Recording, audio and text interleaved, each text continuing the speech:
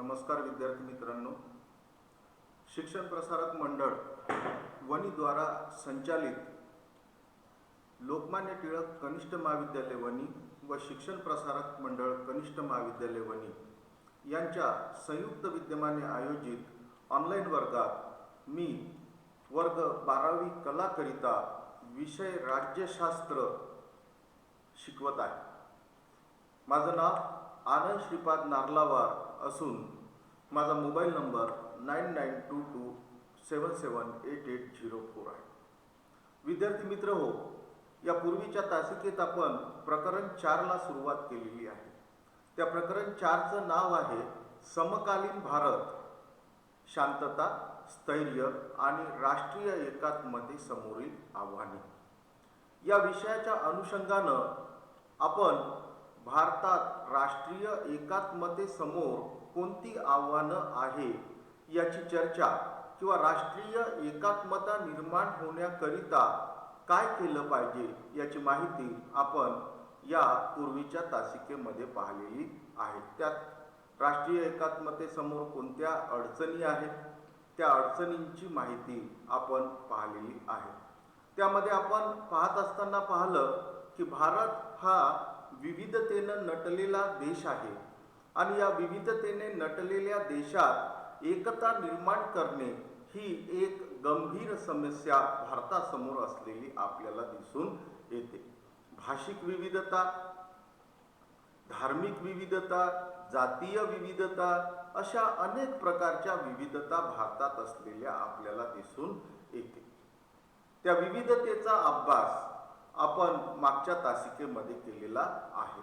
त्याबरोबरच आपण राज्यशास्त्रात ज्या महत्त्वाच्या संकल्पना 11वीच्या अभ्यासक्रमात अभ्यासल्या त्यामध्ये राज्य, राष्ट्र, राष्ट्रवाद आणि बहुविविधता या संकल्पनांचा अभ्यास, त्याची उजळणी आपण या पूर्वीच्या तासिकेमध्ये केलेली आहे। या तासिकेमध्ये आपण विद्यार्थी मित्रांनो राष्ट्रीय एकात्मता किंवा राष्ट्र उभारणीसाठी राज्याची काय भूमिका आहे, राज्याने कोणतं कार्य केलं पाहिजे, राष्ट्रीय एकात्मता निर्माण करण्यासाठी राज्याने काय केले पाहिजे याची माहिती आपण या तासिकेमध्ये पाहणार आहोत। यामध्ये राज्याची भूमिका कोणती, कशामध्ये, राष्ट्रीय एकात्मता निर्माण करण्यामध्ये। राष्ट्रवाद, धर्मनिरपेक्षता, लोकशाही यापैकी राष्ट्रवाद या शब्दाचा अर्थ विद्यार्थी मित्रांनो तुम्हाला माहित आहे। धर्मनिरपेक्षता म्हणजे काय? धर्मनिरपेक्षता म्हणजे कोणत्याही धर्माचा पुरस्कार न करणे। राज्याची भूमिका धर्माच्या बाबत कशी असली पाहिजे? राज्यानं कोणत्याही धर्माचा पुरस्कार करता कामा नये। म्हणजे राष्ट्रवादाची निर्मिती राज्यानं केली पाहिजे, त्याबरोबरच धर्मनिरपेक्षतेचा पुरस्कार राज्यानं केला पाहिजे। लोकशाही म्हणजे काय तुम्हाला माहित आहे विद्यार्थी मित्रांनो। यासारखे मूल्य तसेच आर्थिक प्रगती म्हणजे देशाची आर्थिक प्रगती कशी होईल यासारखे काम राज्यानं केलं पाहिजे। समाज परिवर्तन यासारखी उद्दिष्टे राज्याची महत्त्वाची भूमिका असलेली आपल्याला दिसून येते आणि ही भूमिका खालील मुद्द्याच्या आधारे आपल्याला स्पष्ट करता येईल की हे करत असताना म्हणजे राष्ट्रवाद, धर्मनिरपेक्षता, लोकशाही, आर्थिक प्रगती, समाज परिवर्तन हे करत असताना राज्यानं कोणती कार्य केली पाहिजे, त्याची कोणती भूमिका असली पाहिजे याची माहिती आपण या तासिकेमध्ये पाहत आहोत। त्यातला पहिला मुद्दा आहे विद्यार्थी मित्रांनो की राज्यानं आपल्या राज्यात किंवा देशात शांतता आणि सुव्यवस्था निर्माण केली पाहिजे। राज्य समाजात शांतता आणि सुव्यवस्था प्रस्थापित करते आणि ते करण्याचा प्रयत्न राज्यानं केला पाहिजे। त्याबरोबरच राज्यानं देशाचं संरक्षण केलं पाहिजे। म्हणजे राज्यानं देशाचं संरक्षण केलं पाहिजे, म्हणजे राज्यानं आपल्या देशाच्या सीमा ह्या सुरक्षित ठेवल्या पाहिजे. शांतता, सुव्यवस्था आणि राज्याचं संरक्षण करणे या कार्याला राष्ट्र उभारणीचे कार्य असे संबोधल्या जाते. म्हणजेच राष्ट्र उभारणी म्हणजे काय?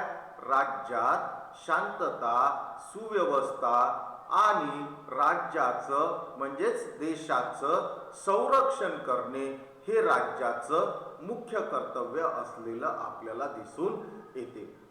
राजकीय व्यवस्थेत अस्तित्व, देशाला आपलं अस्तित्व आंतरराष्ट्रीय राजकारणात टिकवून ठेवणे हे सुद्धा राज्याचं मुख्य कर्तव्य असलेलं आपल्याला दिसून येते. त्यानंतर राज्याचं दुसरे जे कार्य आहे ते कार्य आहे राज्यानं आपली आर्थिक प्रगती साध्य केली पाहिजे. म्हणजेच काय? देशाच्या औद्योगिक, कृषी आणि आर्थिक प्रगतीसाठी राज्यानं महत्त्वाची भूमिका बजावणे अपेक्षित आहे.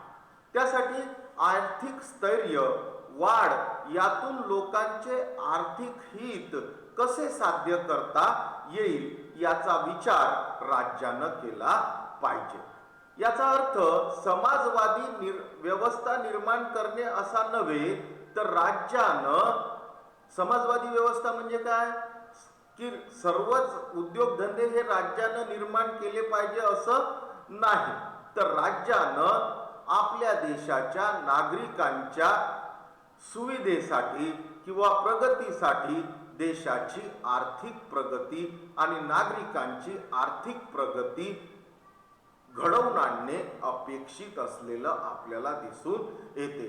आर्थिक प्रगतीसाठी, नागरिकांच्या आर्थिक प्रगतीसाठी आवश्यक त्या सुविधा उपलब्ध करून देणे हे राज्याचं प्राथमिक कर्तव्य असलेलं आपल्याला दिसून येते. म्हणजे पहिलं कर्तव्य कोणतं आहे राज्याचं, किंवा पहिली भूमिका कोणती असली पाहिजे राज्याची, की राज्यात म्हणजेच देशात शांतता आणि सुव्यवस्था निर्माण केली पाहिजे आणि देशाचं संरक्षण सुद्धा केलं पाहिजे. दुसरं कार्य कोणतं आहे राज्याचं, की देशातील लोकांची आर्थिक प्रगती राज्यानं साध्य केली पाहिजे. त्यासाठी औद्योगिक, कृषी या क्षेत्रात राज्यानं अधिकाधिक भर दिला पाहिजे. त्यानंतर तिसरं कार्य आहे राष्ट्र उभारणीचे कार्य. राष्ट्र उभारणीचे कार्य, राष्ट्र उभारणीचे कार्य म्हणजे काय? मी तुम्हाला आताच सांगितलं की शांतता, सुव्यवस्था आणि राष्ट्रामध्ये राष्ट्राचं संरक्षण करणे हे कार्य करणे म्हणजे राष्ट्र उभारणीचे कार्य होय. समाजातील विविधतेमुळे राज्याचे विघटन होणार नाही याची काळजी राज्याने घ्यायची असते. म्हणजेच काय? राष्ट्रीय एकात्मता निर्माण करण्याचा प्रयत्न राज्यानं केला पाहिजे. राष्ट्रीय एकात्मता आणि राष्ट्र उभारणी यांचा अतिशय जवळचा संबंध असलेला आपल्याला दिसून येतो. त्यानंतर चौथं जे कार्य आहे ते आहे शासन. शासन समाजातील लोकांच्या राज्याचा निर्णय प्रक्रियेमध्ये सहभाग असला पाहिजे. म्हणजेच राज्यातील लोकांचा राज्याच्या निर्णय प्रक्रियेत सहभाग असला पाहिजे. याला लोकसहभाग असे म्हणतात. ज्या देशामध्ये राज्याला लोक सहकार्य करत असतील, म्हणजे देशातील लोक देशाच्या शासनाला सहकार्य करत असतील, त्याला लोकसहभागी शासन असे म्हणतात. आणि ज्या राज्यात लोकांचा सहभाग जास्तीत जास्त असतो ते शासन सुशासन म्हणून ओळखले जाते. यालाच म्हणजे लोकांच्या सहभागाला, शासनातील सहभागाला, राज्यातील सहभागाला, राष्ट्रातील सहभागाला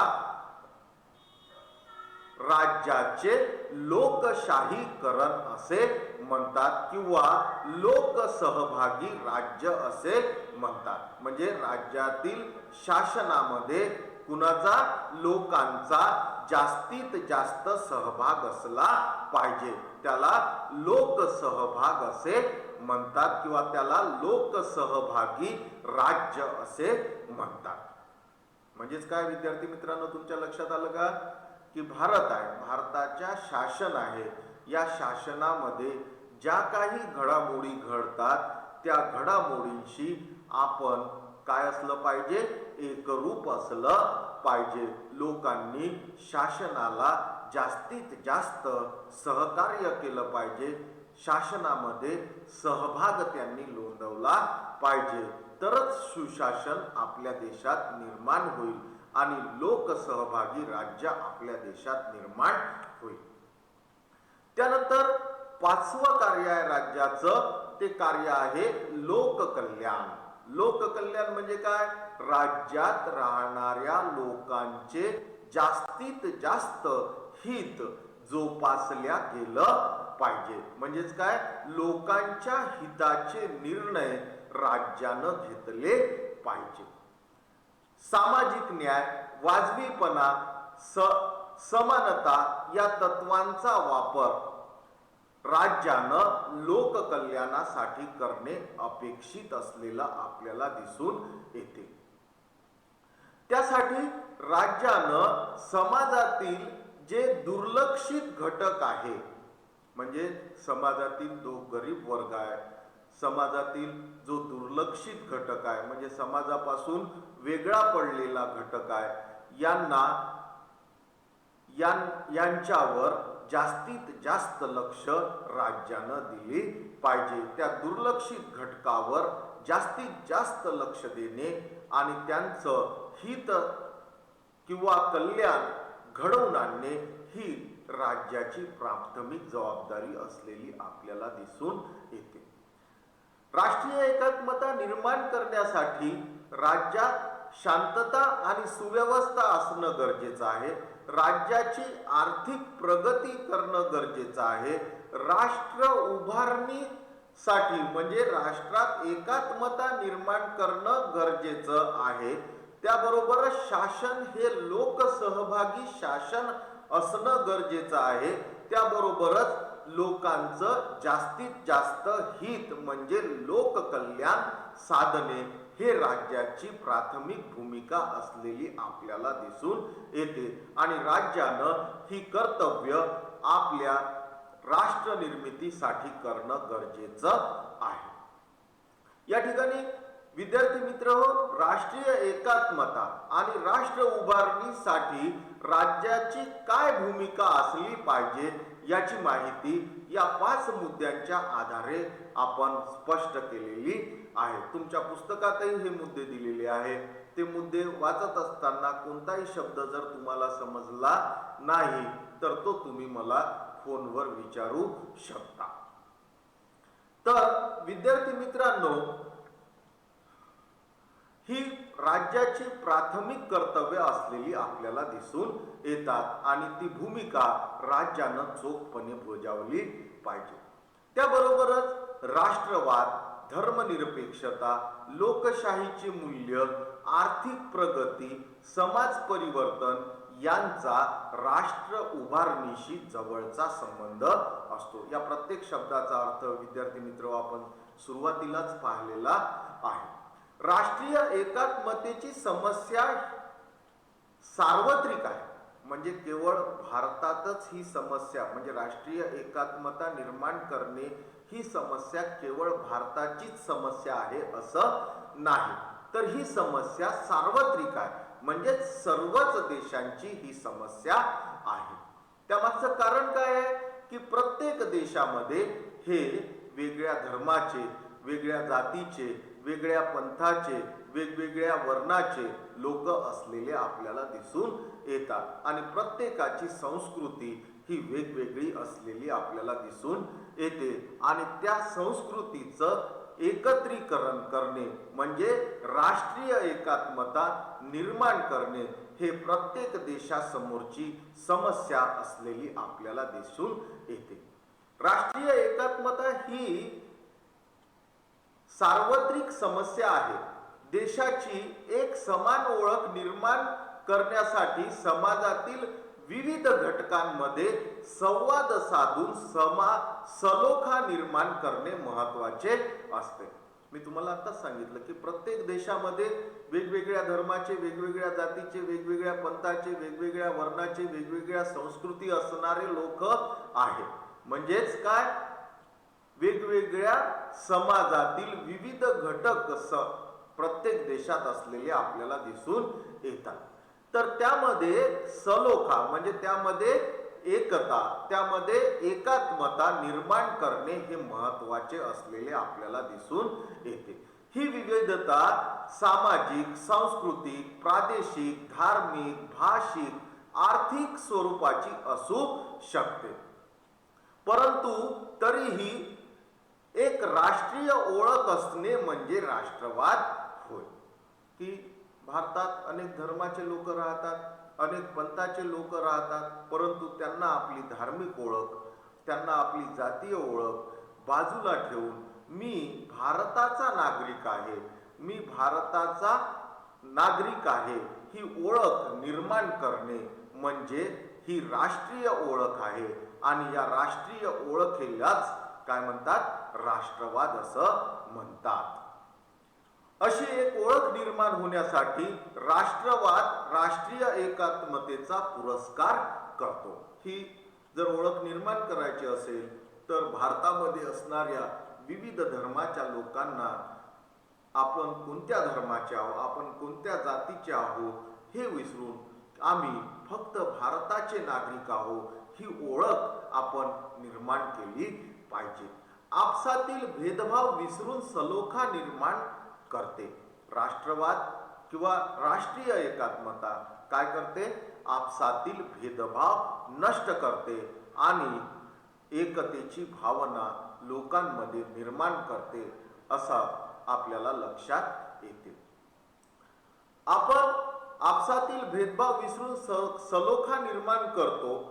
संकुचित दृष्टिकोन म्हणजे मी या धर्माचा आहे, मी या जातीचा आहे, मी या पंथाचा आहे, हा झाला आपला संकुचित दृष्टिकोन. म्हणजे काय, सेक्टरल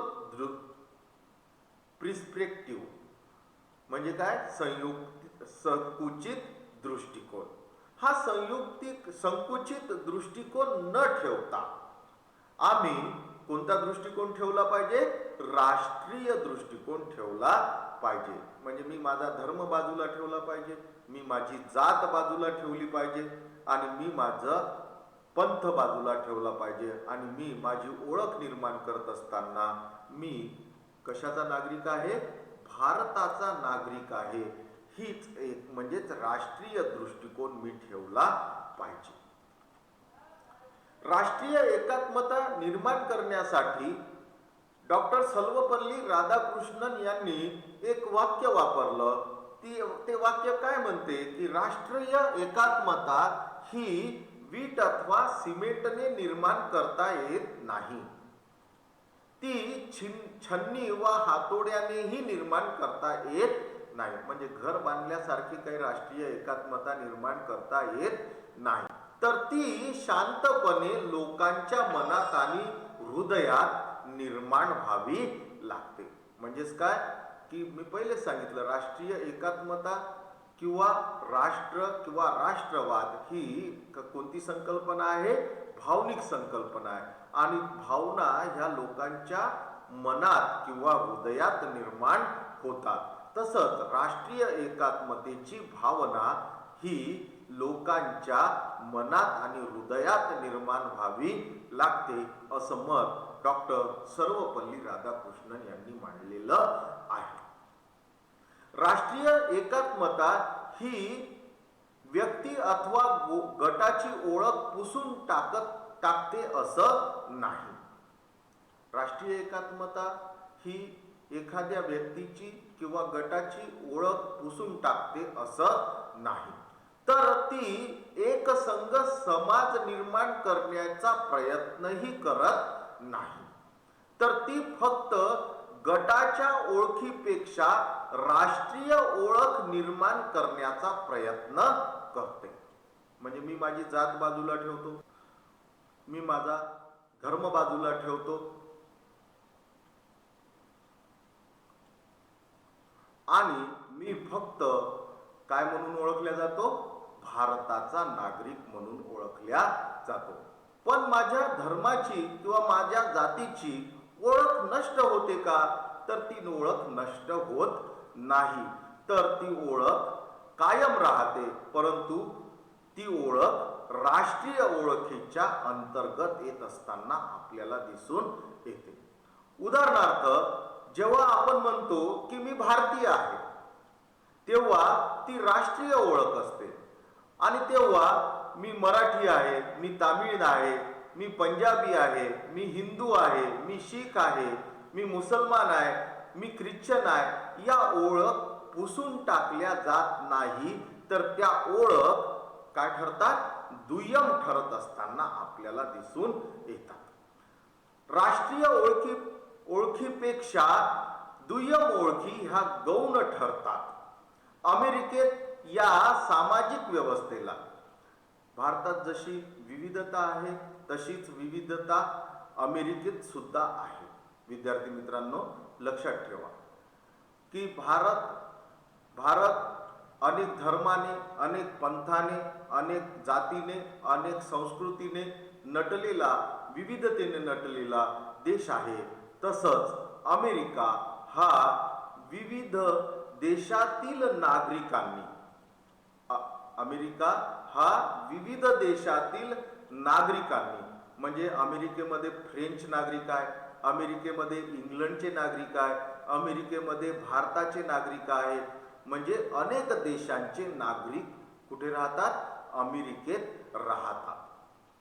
आणि त्यांची ही जी अनेक देशांची मिळून जी सामाजिक आणि राजकीय व्यवस्था निर्माण झालेली आहे, त्या व्यवस्थेला कोशिंबिरीचा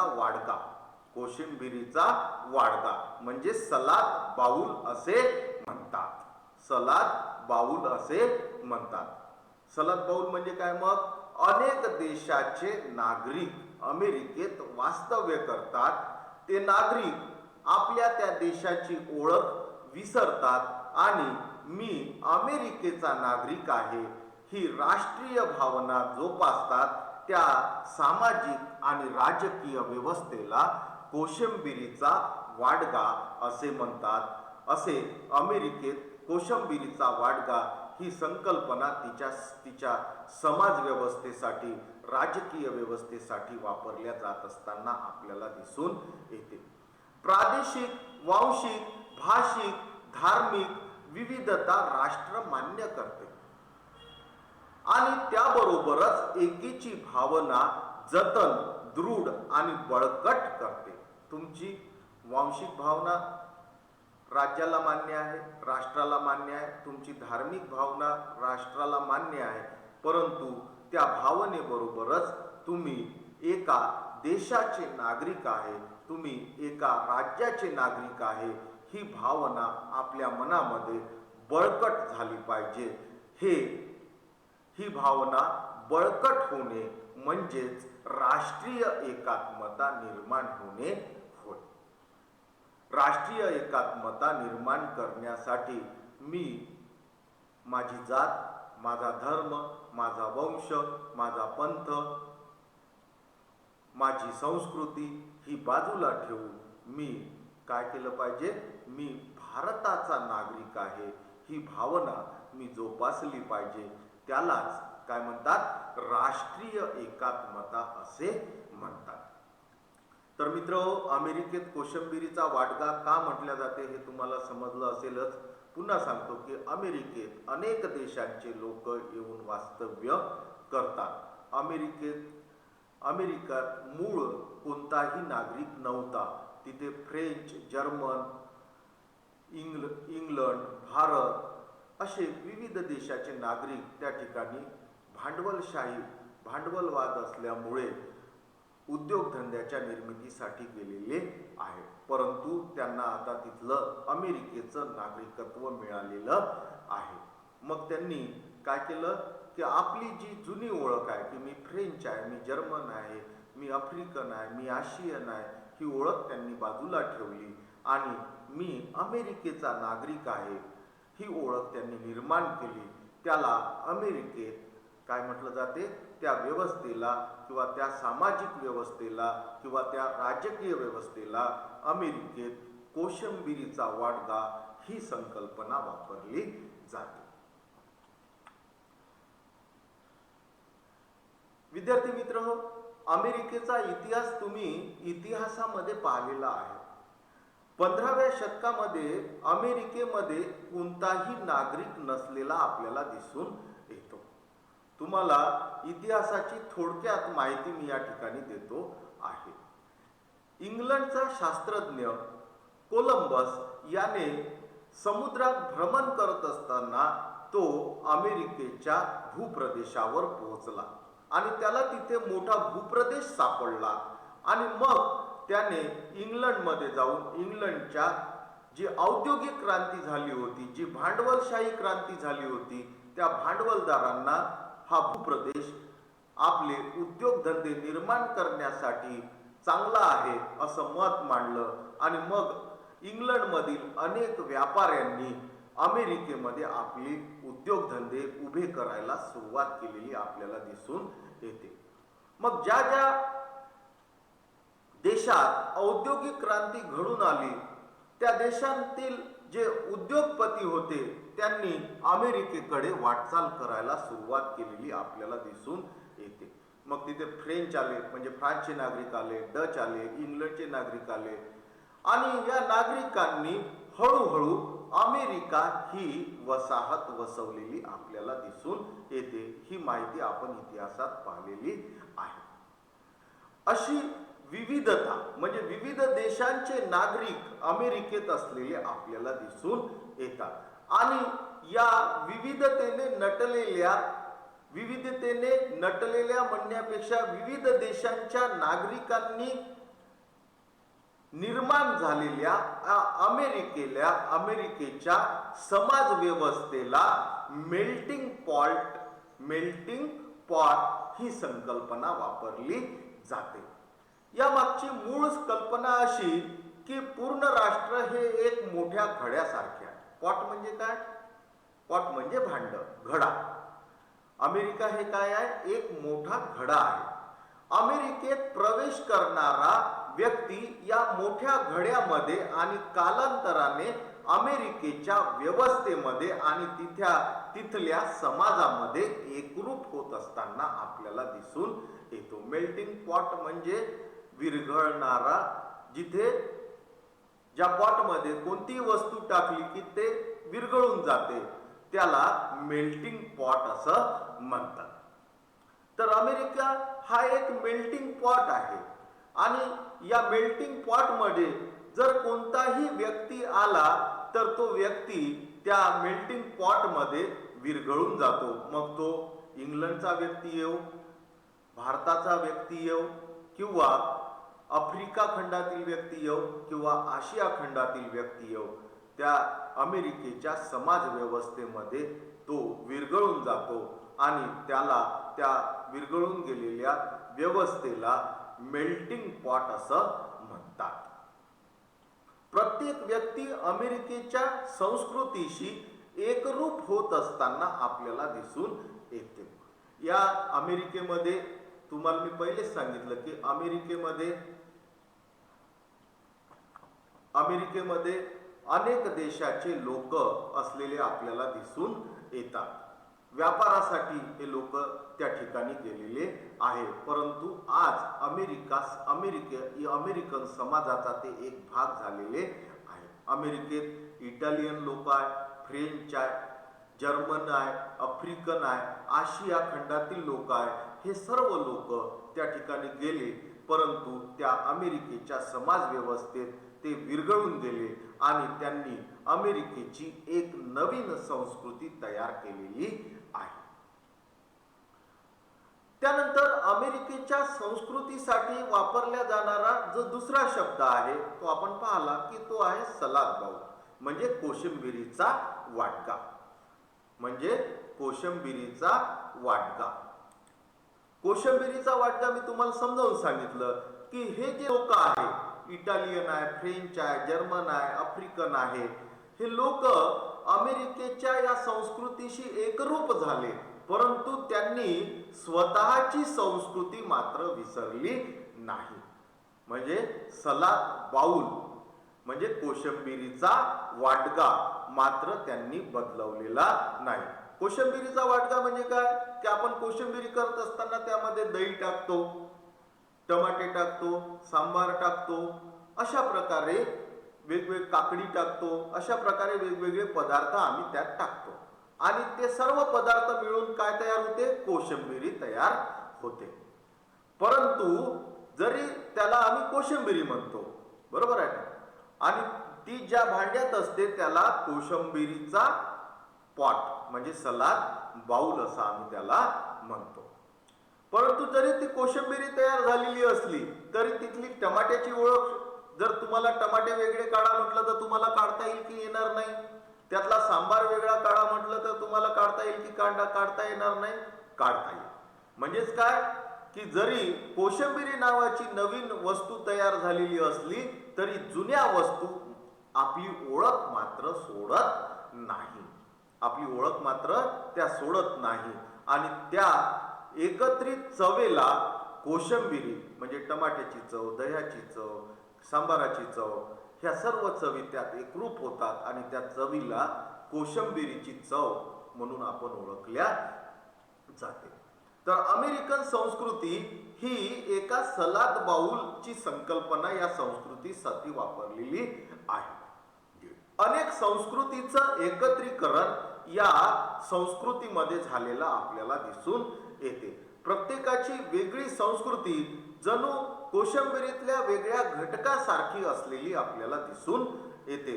ती कोशिंबिरीची चव देतात, परंतु स्वतःचे वेगळं अस्तित्व मात्र त्या वस्तू जपत असताना आपल्याला दिसून येतात. अमेरिकन व्यवस्थेमध्ये सुद्धा तसंच आहे. इटालियन आपली संस्कृती जपतात, फ्रेंच आपली संस्कृती जपतात, परंतु जेव्हा अमेरिका समाजाचं वर्णन येते तेव्हा मात्र ते कोशिंबिरीसारखे एकरूप होत असताना आपल्याला दिसून येतात.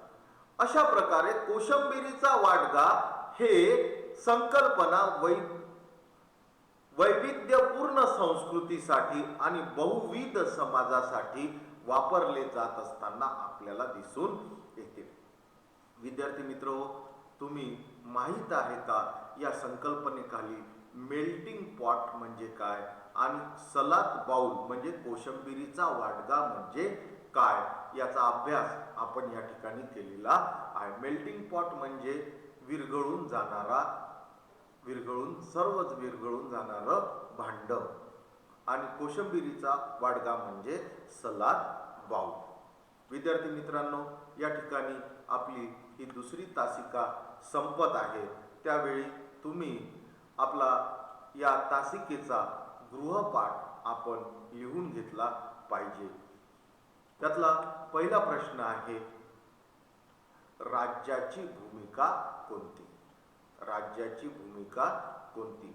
मी तुम्हाला या तासिकेमध्ये सांगितलेले आहे की राज्यानं राष्ट्रीय एकात्मता किंवा राष्ट्र उभारणीसाठी कोणती भूमिका बजावली पाहिजे. त्यानंतर लोककल्याण म्हणजे काय? लोककल्याण म्हणजे काय या प्रश्नाचं उत्तर मी तुम्हाला या तासिकेमध्ये सांगितलेलं आहे. त्यानंतर तिसरं, अमेरिकन समाजासाठी कोणती संकल्पना वापरली जाते? अमेरिकन समाजासाठी कोणती संकल्पना वापरली जाते? त्यानंतर लोकसहभागी राज्य म्हणजे काय? लोकसहभागी राज्य म्हणजे काय? त्यानंतर कोशिंबिरीचा वाटका कोणत्या देशाच्या राजकीय व्यवस्थेला म्हणतात? कोशिंबिरीचा वाडगा कोणत्या देशाच्या राजकीय व्यवस्थेला म्हणतात? धन्यवाद विद्यार्थी मित्रांनो. या ठिकाणी आपली ही तासिका संपत आहे. या तासिकेबाबत कोणतीही अडचण असल्यास तुम्ही माझ्या वैयक्तिक मोबाईल नंबरवर संपर्क साधू शकता. तो माझा वैयक्तिक मोबाईल नंबर आहे 9922778804. धन्यवाद. पुनश्च एकदा धन्यवाद विद्यार्थी मित्रांनो. घरी राहा, सुरक्षित राहा, भरपूर अभ्यास करा आणि जास्तीत जास्त गुण मिळवण्याचा प्रयत्न करा. धन्यवाद.